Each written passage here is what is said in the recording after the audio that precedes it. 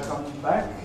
The second speaker of the morning session is Helena Nussenzveig Lopes from Rio, and she will speak on vorticity measures and the limit of vanishing viscosity in the presence of particles.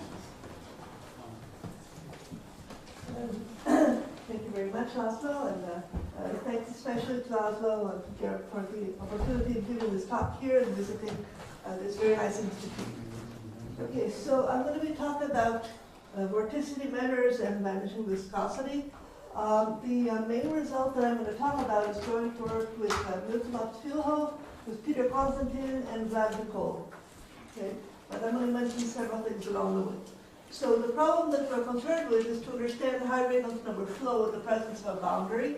The Reynolds number is defined as this non-dimensional quantity, which is the typical velocity times the typical length scale divided by the physical kinematic viscosity mu.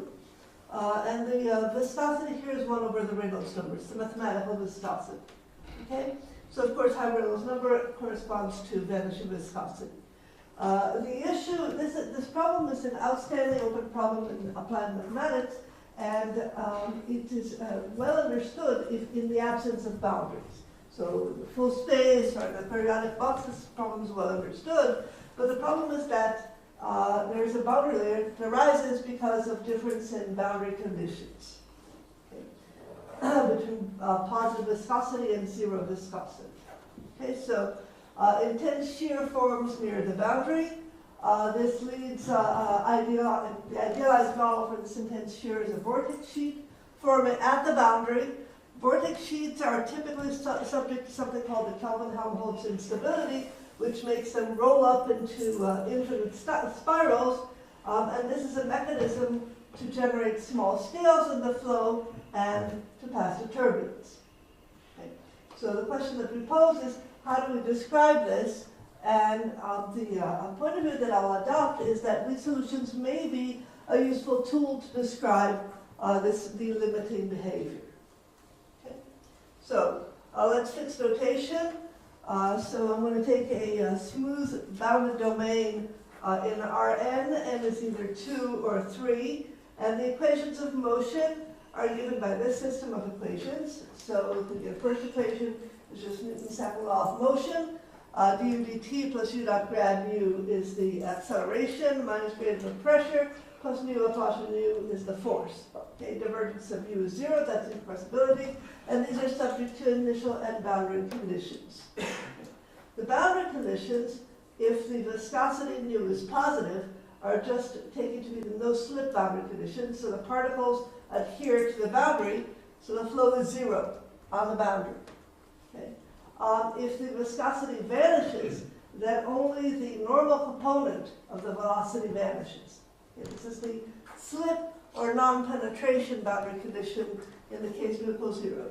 And nu greater than 0 is known as mu Navier-Stokes. Nu equals 0 is Euler. So it's this discrepancy which is at the heart of the difficulty of the problem.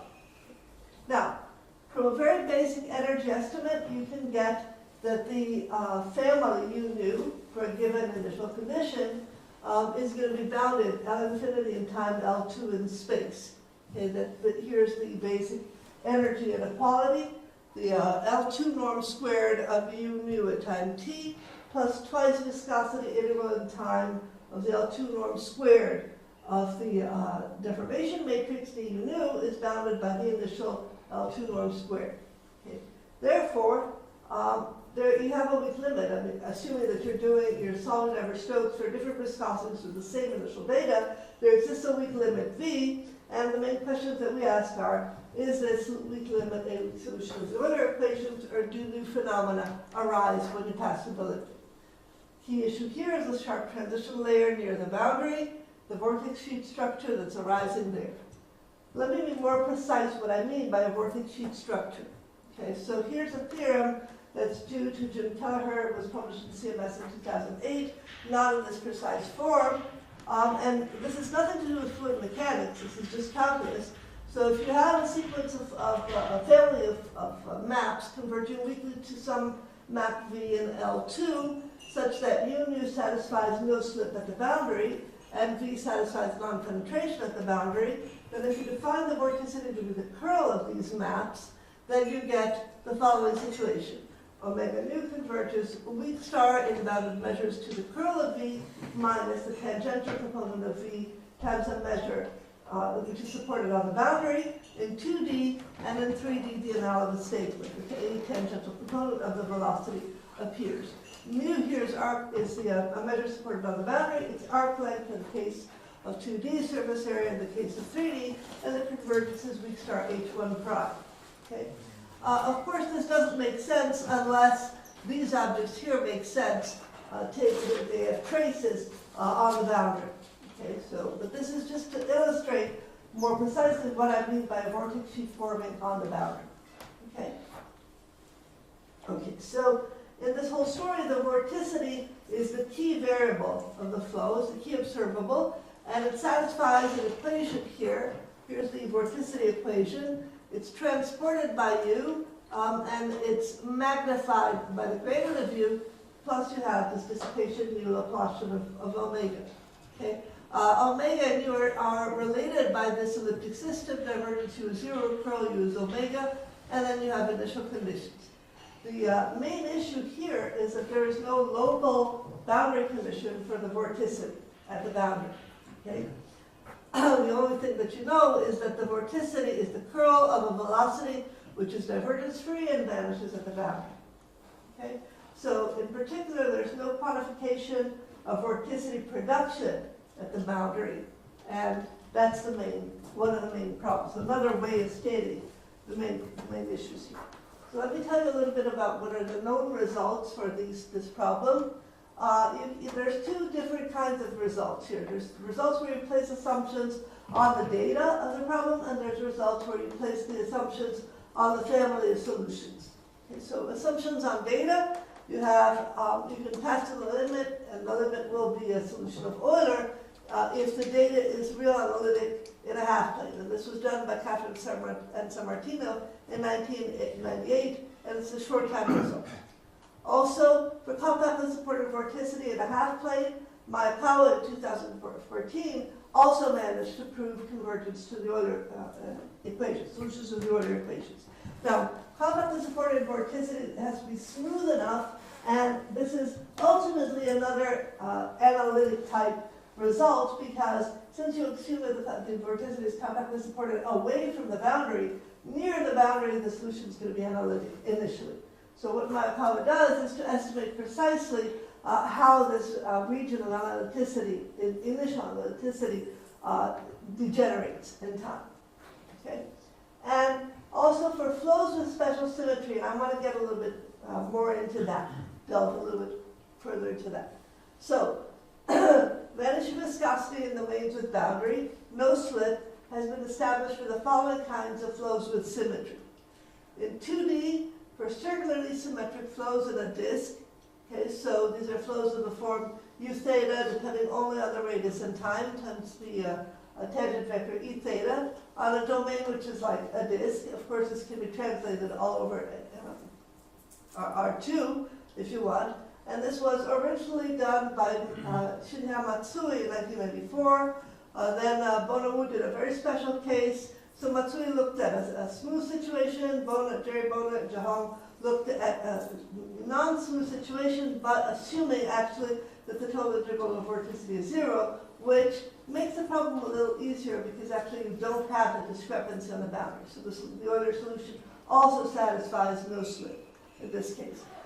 We worked out, we meaning myself, Noto Shoho, and Anna Matsukato in 2008, we worked out a general flow in L2 with circular symmetry, again, and we did not assume any kind of compatibility. And we went further into more irregular data, and also we looked at what happens with vorticity in a paper which is joined also with Michael Taylor, also published in 2008. And Jim Kelleher in 2009 summarized a number of results, contained a few new ones. Okay. Another symmetry that's been considered is plane parallel flow in a periodic channel. So the channel is periodic in one direction, but you have no slip on the top and on the bottom of the channel. So it looks like this. Okay, so this was discussed by Kato and Michael Taylor in 2008. The case of parallel pipe flow in a periodic channel, periodic pipe, again, you have on the lateral boundary of the pipe, you have no slit on either end. Okay. All right, so this was again discussed by Anna and Michael Taylor in a paper in 2011. And finally, optimal convergence rates and higher Sobolev norm with respect to viscosity and the quantification, the explicit quantification of vorticity production at the boundary was discussed in all of these scenarios for both well-prepared and ill-prepared, compatible, non-compatible initial data, was discussed by Mazzucato, Donald John Yu, and Xiaoming Wang in 2011, also with Dao Jihan in 2012. Here they worked out the case of plane parallel flow. Here they looked at the parallel pipe flow, but they only dealt with compatible data. And also the case with non-compatible data was a paper with Anna, Zhengming Jia, and Jim Kelleher and Rosa Lopes from 2 years ago. Okay, for these flows with special symmetry, what you get additionally is a local boundary condition for vorticity. So that's one of the secrets of the story, okay? This comes from the Lighthill formula, where you assume that the momentum equation holds up to the boundary. You use the no-slip boundary condition to get that your left-hand side will vanish, so your right-hand side is minus gradient of t plus nu Laplacian of u. And since the curl of the vorticity is minus Laplacian of u, you get the curl of vorticity is minus the gradient of pressure over viscosity at the boundary. Oh, this doesn't look like a local boundary condition because you still have the pressure here. Well, it so happens that under these special symmetries, the pressure also satisfies these special symmetries, so you get Dirichlet and Neumann conditions for omega at the boundary. Okay, so you always have this condition here, omega is always tangent to the boundary, and from this boundary condition together with the special symmetry for the pressure, you get Dirichlet and Neumann conditions for vorticity at the boundary. Okay. From this boundary condition, one of the things that you can do is use this boundary condition to derive L1 bounds for the vorticity. Okay. In general, I want to note that if U nu converges to V in some topology, and V is a solution to Euler in some sense, then L1 bounds for vorticity are the best that you can expect, you can hope for vorticity, okay, in the LP class hierarchy. LP p greater than 1 is impossible. To see this, you will have this. You'll have, suppose that you had an LP bound for vorticity on omega. Then, in fact, from the fact that U nu converges to V in some topology, which has to include L2, you would get weak convergence in W1P for the velocities. That implies that the trace converges to the trace. And therefore that the trace of the Euler solution is 0 at the boundary. And this is false in general. Okay. The Euler evolution does not preserve the no-slip boundary condition. Okay, so let's move to assumptions on solutions, which is more closely related to the subject of my talk, the main result of my talk. So assumptions as far as assumptions on solutions go, the most general result is basically the state-of-the-art result in this direction is known as the Kato criterion, and it actually was not published in a paper, but it appeared in these seminars from UC Berkeley. Okay. Here's the statement. Suppose you have a bounded domain smooth in R2 or R3, an initial velocity which is L2 tangent to the boundary only, divergence free. Let U nu be a weak solution of Navier-Stokes equations with viscosity nu with this boundary condition. It's not going to be compatible at time t equals 0. That's not a problem. It's not well-prepared data, but that's not a problem. You still have a weak solution of Navier-Stokes and a Rayhoff solution with this initial data. Assume that you have a solution of the Euler equations which is smooth. Smooth means C1 here, and with the same on the initial conditions. Okay. So Kato in 1984 proved the following result. The vanishing viscosity limit holds in L infinity in time, L2 in space. That is, you can take the strong limit, L infinity in time, L2 in space, and it will be a solution of the Euler equations, if and only if mu times the integral in time of the integral of the deformation matrix of u nu squared on a set gamma nu converges to 0. Oops. Something happened. Battery maybe? Okay. Oops. You have a battery problem?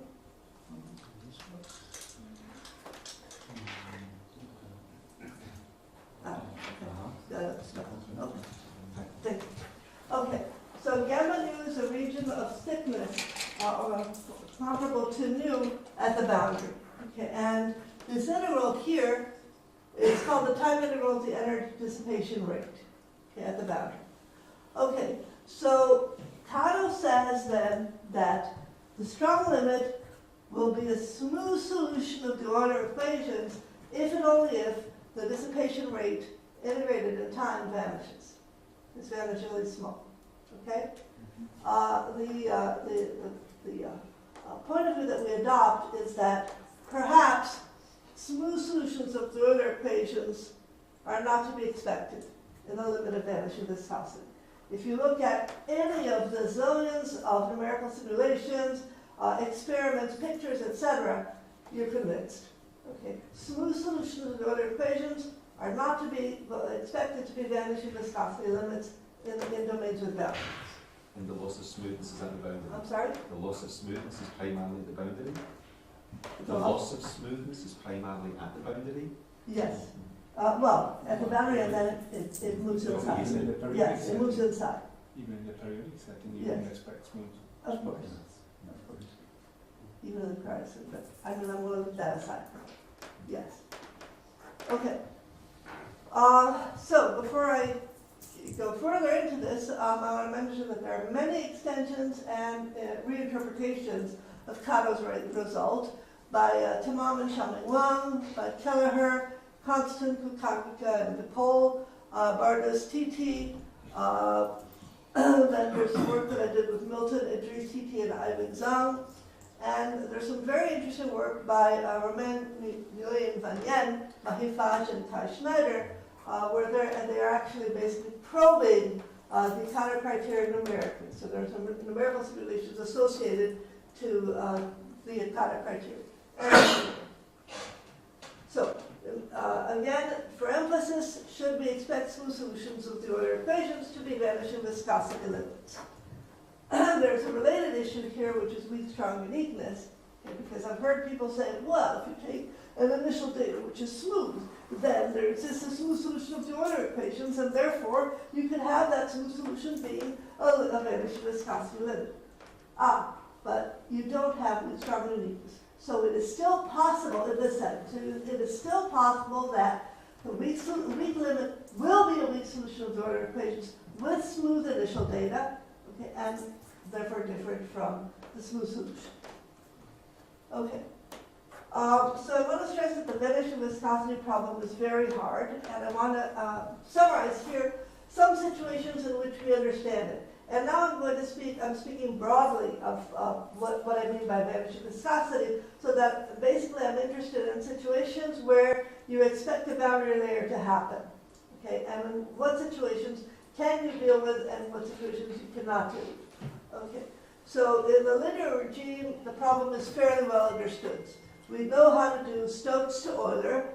That's the case of circular symmetric flows in 2D, and the Oseen problem, for instance. Okay, these reduced to linear problems. All right.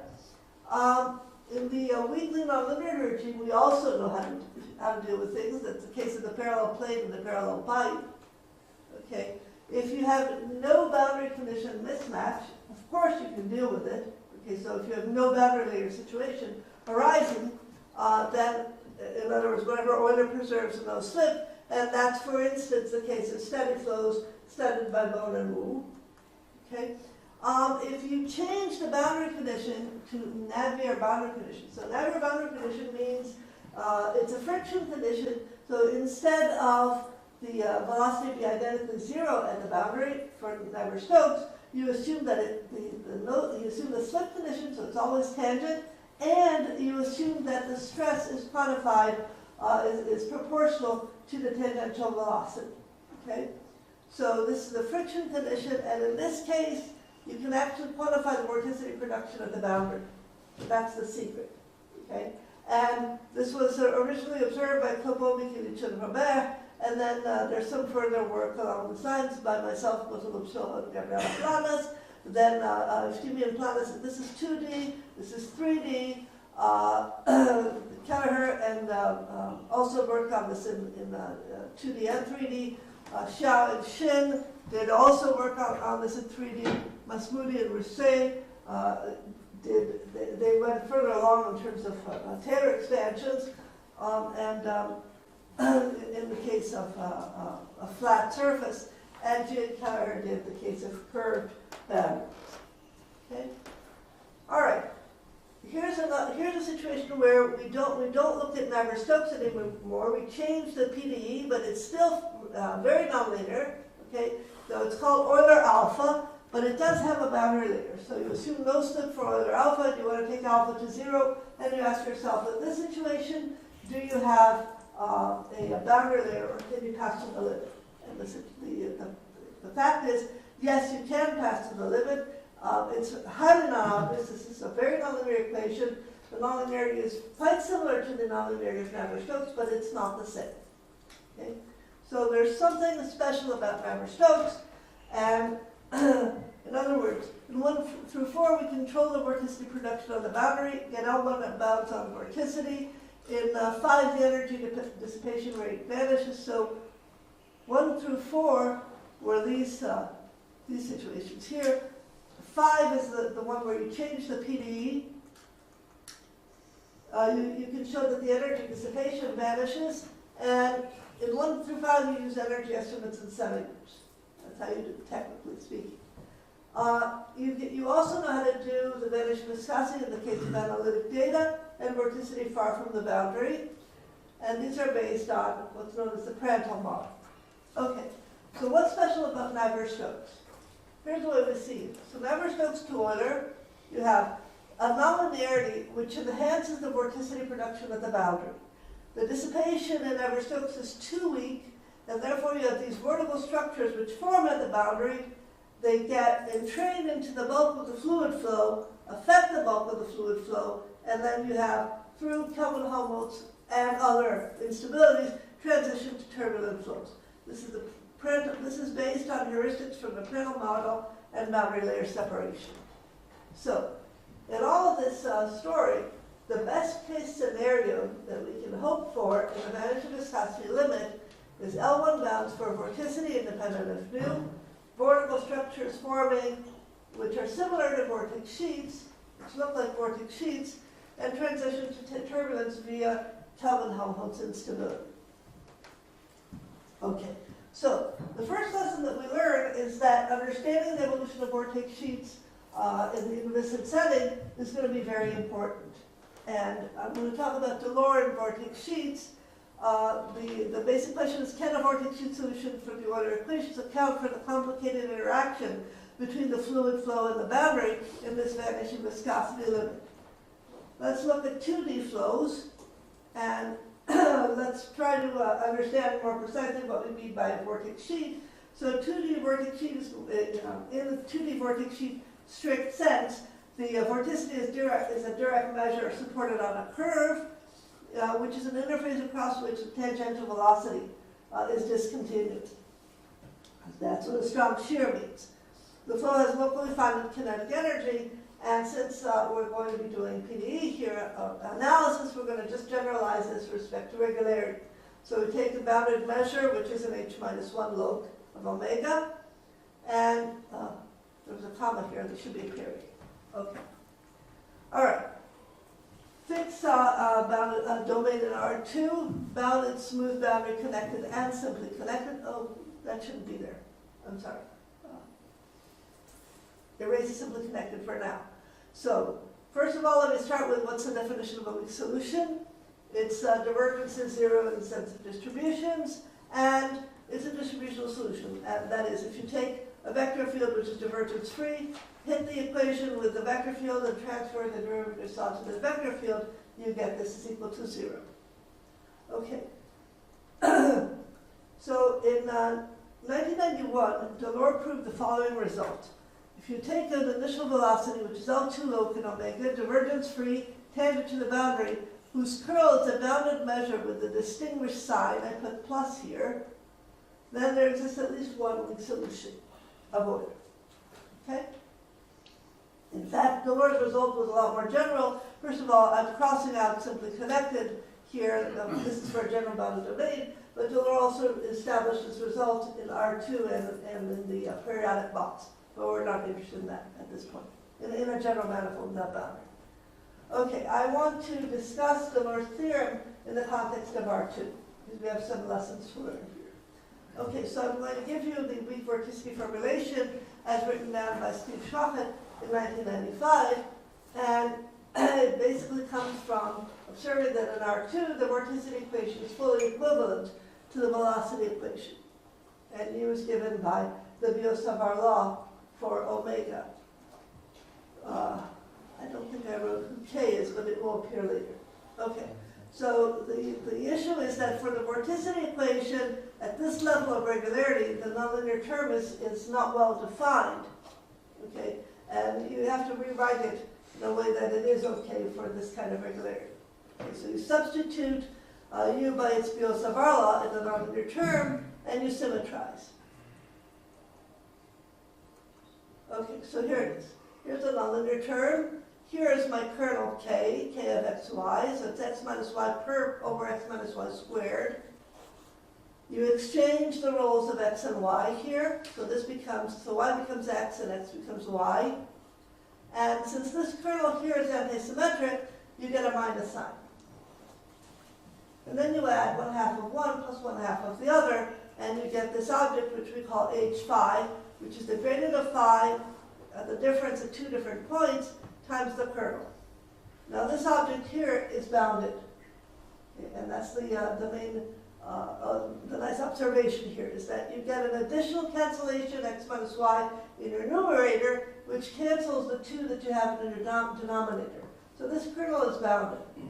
In addition, this kernel here, h phi, it's going to be continuous except on the diagonal x equals y, where it is discontinuous.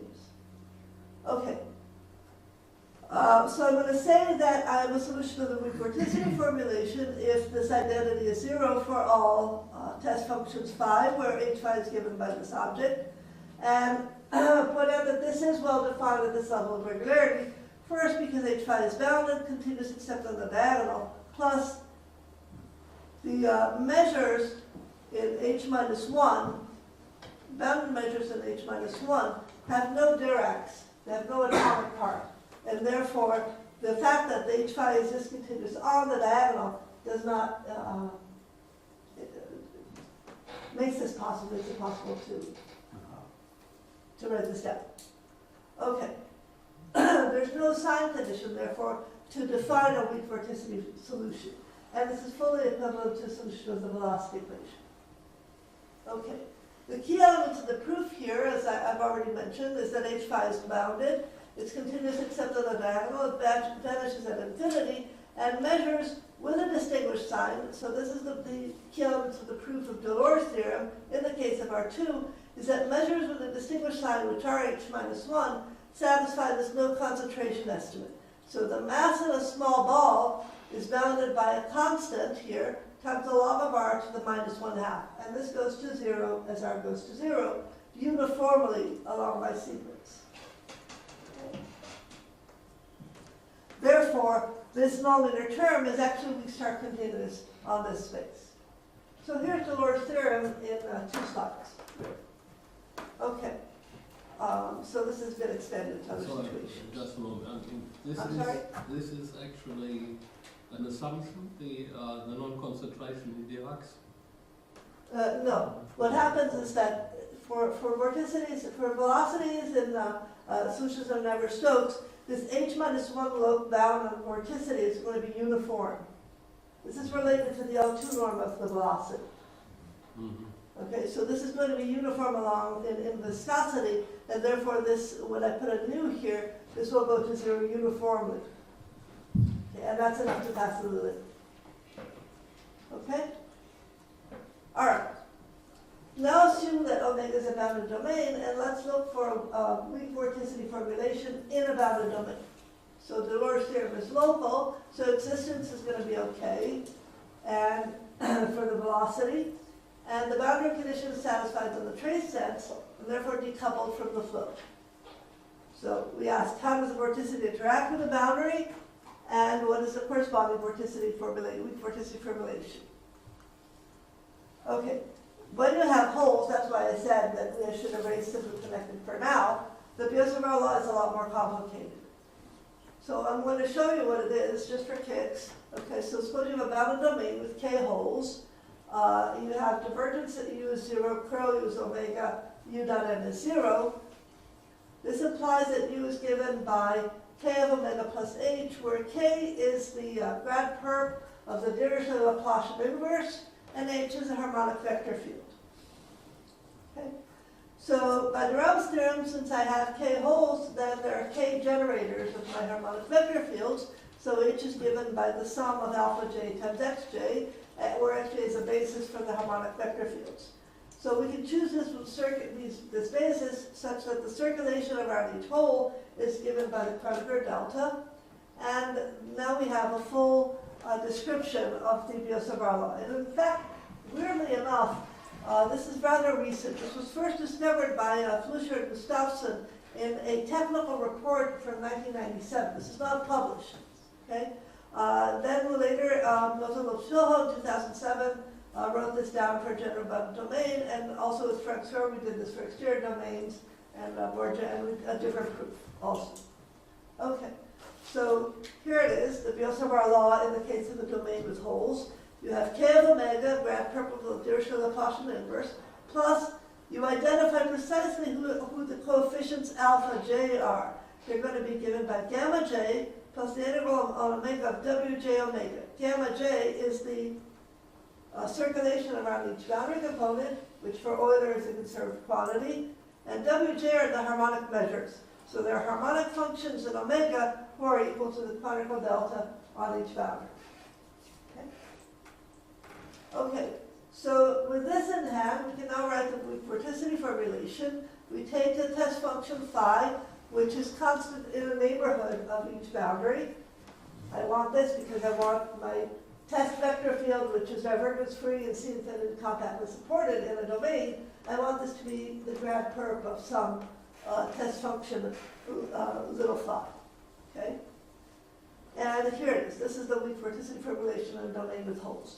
The red terms here are related to the fact that you have holes, so if you have simply connected, these red terms simply aren't there. Okay? Now, in the case of simply connected, and only in that case, it is equivalent whether you take phi to be infinitely compactly supported in omega closure, constant in a neighborhood of the boundary, or whether you take infinitely compactly supported in the whole domain.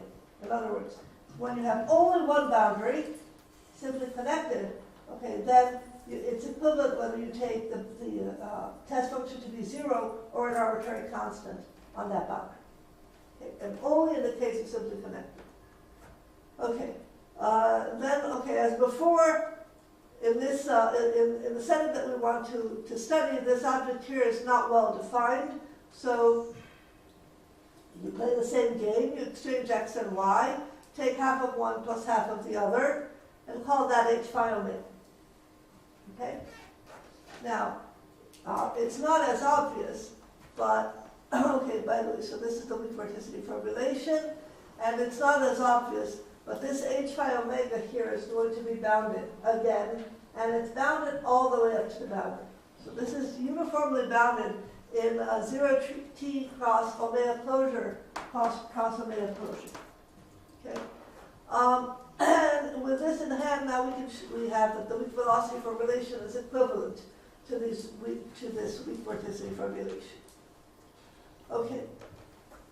A few remarks here. So for smooth solutions, gamma J is a conserved quantity. For weak vorticity solutions, it may not be. Okay. When gamma is simply connected, you can solve for omega and you can obtain the circulation directly from omega. It may not be conserved, but it's still something that you can obtain directly from omega, or you can embed it into the weak vorticity formulation, your choice. Okay? This is much more complicated if you have holes. The key results for equivalence are, again, that H phi is bounded up to the boundary, that it's continuous except on a diagonal, and it vanishes if either x or y is on the boundary.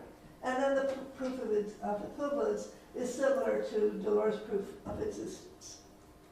Okay, equivalence does not require a sign condition, and I want to stress that BM is critical regularity in this setting. If you are anything better than bounded measure, if you're L1, then you can find weak solutions which do conserve circulation. This is connected to the notion of boundary coupled weak solution, okay, where you take test functions which are constant on the boundary, not in a neighborhood of the boundary. Okay, and it also is connected to a well-defined net force and torque. Are these plausible vanishing viscosity limits? We don't know. So, since we haven't really made any progress understanding the vanishing viscosity limit from this end, okay, let's remove the boundary from the story. Okay, so what we do now is we will seek a criterion for the vanishing viscosity limit, but which does not assume that the limit flow is smooth. In other words, it allows a non-smooth solution, non-smooth vector field to be a solution. Okay, so this is follow-up on work by Peter Constantine and Van de Kool, where they looked at the local entropy condition, but this is a lot weaker. Okay, so now I'm going to assume that my domain is simply connected. All right, and I will take a family of Navier-Stokes solutions. If I assume that the initial data is bounded in L2, then these will be bounded in L infinity L2, and therefore the passage to a subsequence, they will converge to some weak limit. That was my first transparency. Okay, this serves as motivation for the following theorem. Suppose you have a sequence of Navier-Stokes solutions with solved Navier-Stokes and are no slip, and suppose that they converge to a weak limit U infinity. So suppose I've already passed to a subsequence. Okay. Look at the vorticity and assume the following additional hypothesis. So this is in the spirit of the Kato criterion. I'm going to place assumptions on the solutions, but there are assumptions that are weak enough that the limit flow does not have to be a smooth solution. Suppose that locally the L1 norm of vorticity is conserved. Okay, it's conserved, but it's bounded. So this is bounded L1 inside any compactly contained subset of my domain by a constant which could blow up when I get to the full domain.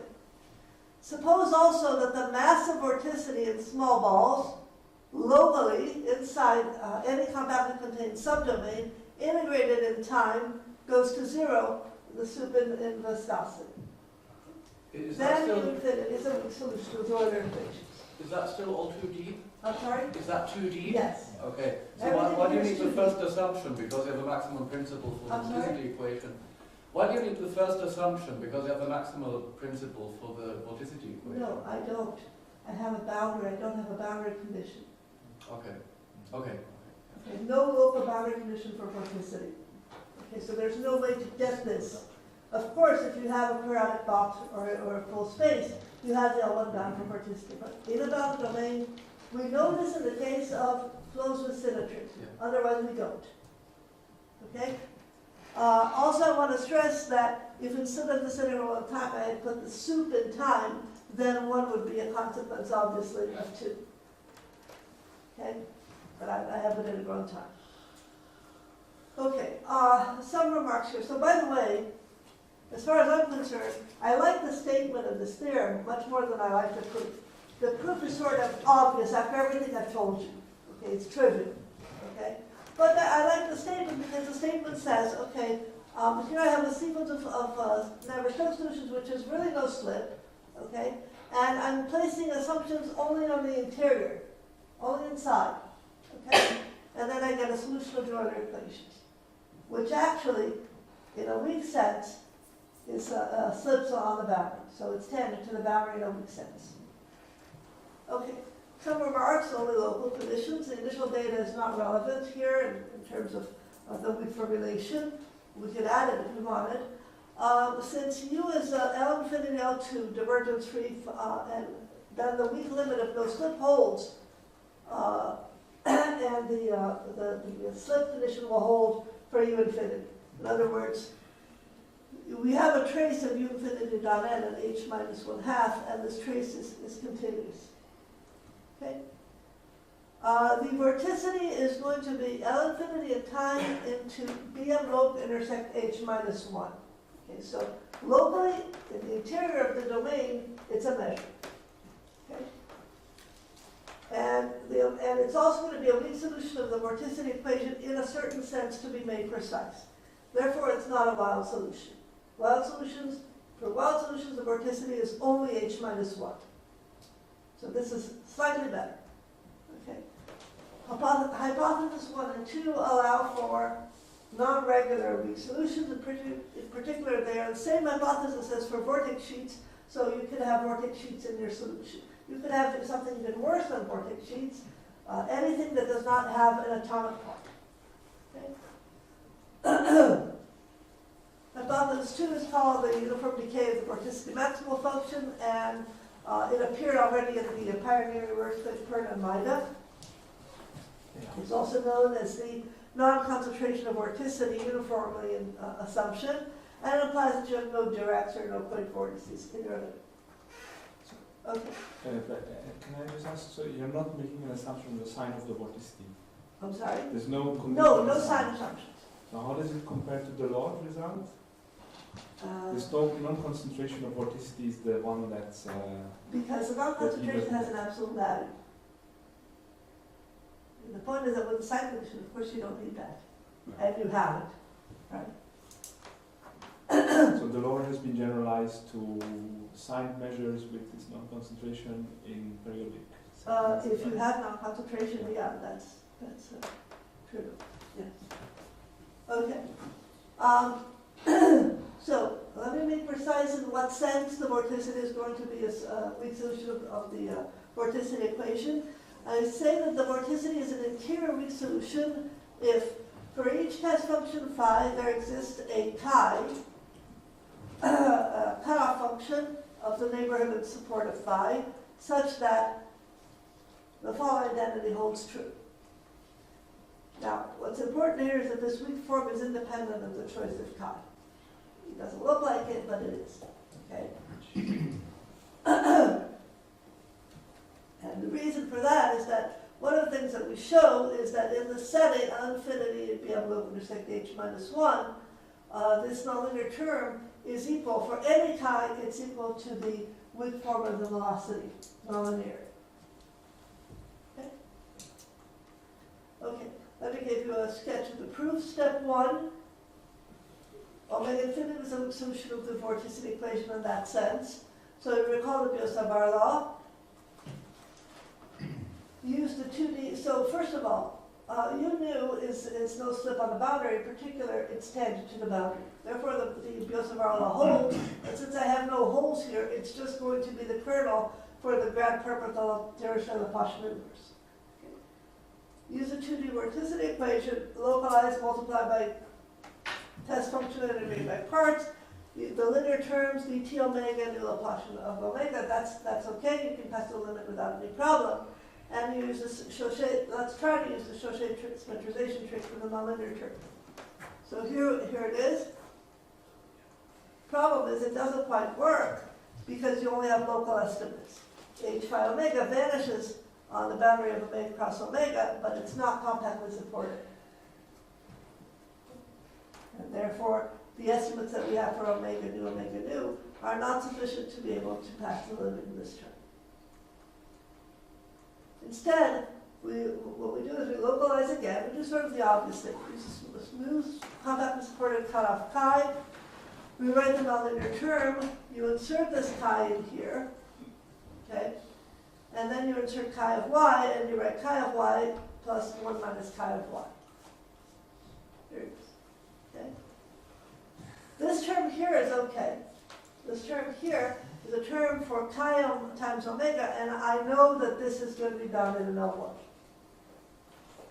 Okay, so this is equal to H5, chi omega, chi omega. Now, the rest is downhill. H5 is bounded.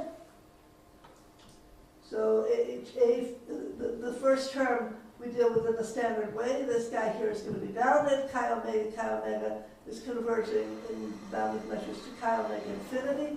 No Dirac's in the process. Okay? And therefore, you can pass to the limit. In B, what you do is the distance between 1 minus chi and grad phi, the supports of these two, is positive. Therefore, this whole thing is going to be H10. So this is a legitimate test function to pass the limit in H minus 1. Okay? Step 2, so this was the easy part. Step 2 is a little bit more complicated. I'm going to hide a lot of things under the rug here. It's basically to say that the interior weak vorticity formulation is equivalent to the velocity formulation. So here's where you need simply connected, because I can't deal with holes in the situation. So a test vector field for the velocity equation means it's C-infinite, compactly supported, and divergence free. And therefore, it's the grand perp of some function phi, which is C-infinity, compactly supported, okay, or a constant in the boundary. All right? Modify omega, omega infinity, move away from the boundary and pass the limit in the modification and distance to boundary parameters to show that this nonlinear term is equivalent to the nonlinear term for the velocity. Okay, so I'm hiding a lot of stuff under the rug in this sentence here. Okay? Since this holds for any smooth cutoff, the cutoff is irrelevant.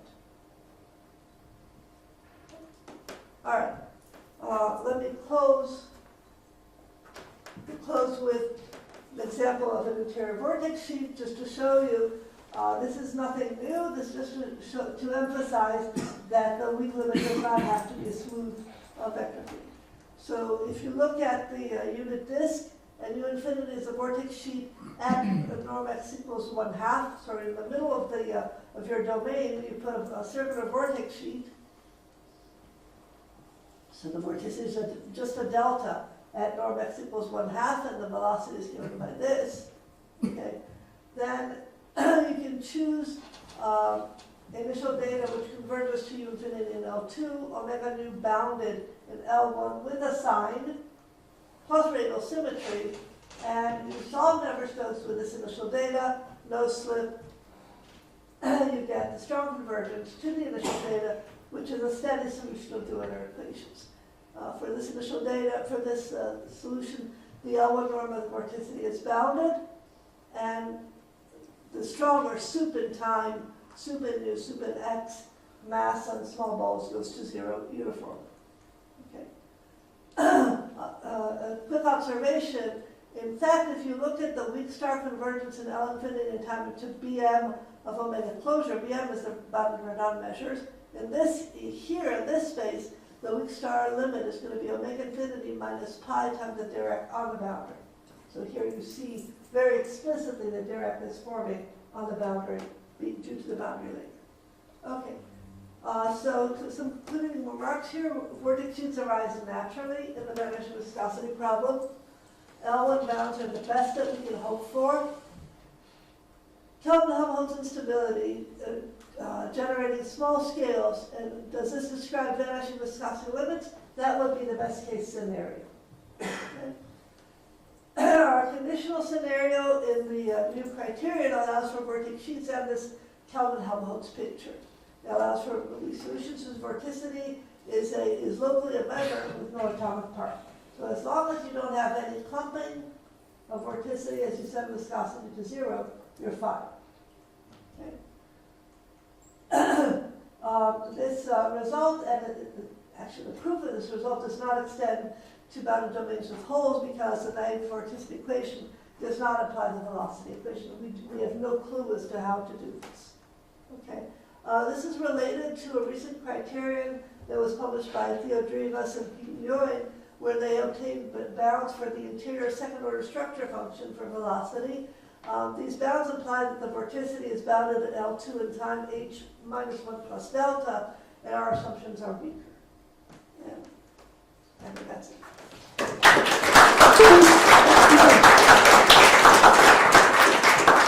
Thank you very much. Very nice talk. Are there any questions?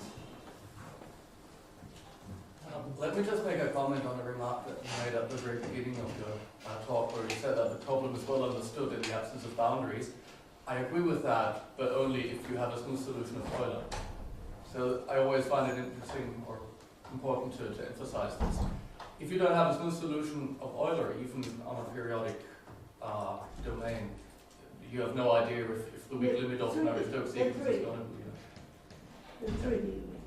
The what? In 3D. In 3D, yeah. Yeah, in 2D you understand a problem even with weak solutions.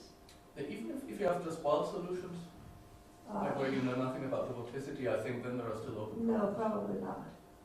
Probably not. But as long as you have something about vorticity, you give the solutions. You don't have to be smooth. With smooth, in this setting, you C1. Okay, so that's way too strong. Yeah. In your concluding remarks, can you show it? Can you show your? There was this number 4.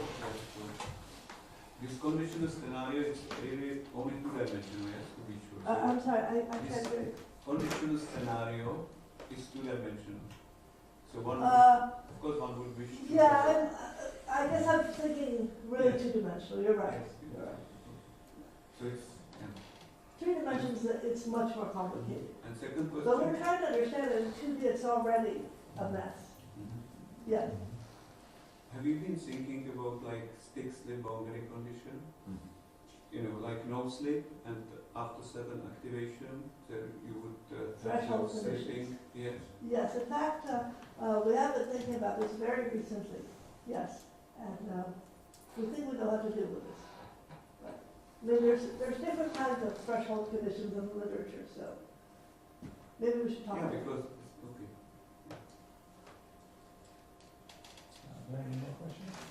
Could you say a word about the effective boundary condition in the vorticity equation when you have slip? You touched on that at this point. No, you don't have any boundary conditions. So I was just wondering if there isn't a regime where you can have an effective No, dissipation rate at the boundary. what happens in the Euler limit, in the implicit limit, okay, is that the boundary is characteristic. For Euler, the boundary is characteristic, so you don't need any boundary conditions for vorticity in the Euler equations.